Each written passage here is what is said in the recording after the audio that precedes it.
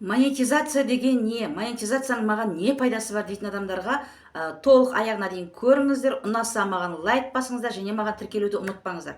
Жалпы монетизация деген сіздің аккаунтыңыз Қазақстанның аккаунты, сол Қазақстанның аккаунтына шет елдің аккаунтын добавить ету. Атап айтсам, Франция, Германия, Америка, Корея және Бразилия. Осы 5 мемлекеттің біреуін добавить еткен кезде сіздікі уже монетизация канал болып саналады. Сол жерде программа болады, программа наград для авторов деген. Сол жерде RPM деген функция сіздің салған видеоларыңыздың просмотрын есептеп отырады, калькулятор ұқсап есептеп отырады. Сол арқылы сіз просмотр жинап, жаңа табысқа шығатын боласыз.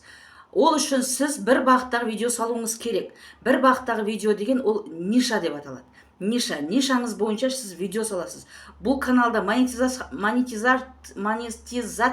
ашқан каналда сіздер жаңағы альбомға айналдырмаңыздар. Альбом емес, ол тойға түскен суретіңізді, бала шағаңызбен түскен суретті барлығын как попало салуға болмайды ол жерде. Ол жерде сіздер халыққа қажетті деген ақпаратты саласыздар.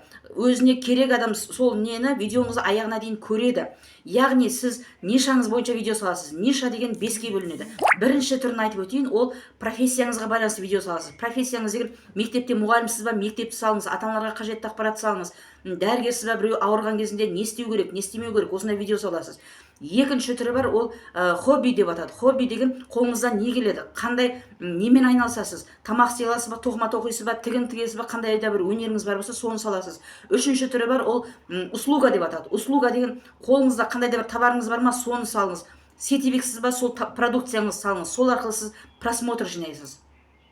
Ал енді төртінші түрі бар, ол экспорт деп атады. Экспорт деген нутрициолог, педагог, психолог, аналитиктер өздерінің видео ақпараттарымен осылай видео салу арқылы жаңағы подписчик жинайды. Бесінші түрі бар, енді оны көріп жүрсіздер, билейсіз ба, өлең айтасыз ба, пранк түсіресіз ба, комедия түсіресіз ба, әйтеуір жаңағы адамдардың көңілін көтеру мақсатында осындай видеолар салу арқылы сіз просмотр жинайсыз. Көрдіңіз ба, сіздер осылармен ғана жұмыс жасаған жағдайда сіз нишаңыз болып табылады. Осылардың ішінен, осы 5 нишаның ішінен біреуін таңдаңыз да күнделікті тafsilat видеоны салып отырасыз. Міне, сіз осы видеоларды күнделікті салып отырасыз және күнделікті 4 видео салуыңыз керек. 4 видеоның ара қашықтығы 2-3 сағат болуы керек. Таңертең біреу салыңыз, түсте біреу салыңыз, кешке біреу салыңыз, түнде біреу салыңыз. Және ара қашықтығын сақтап отырыңыз. Сол кезде ғана сіздің просмотрыңыз көбейетін болады.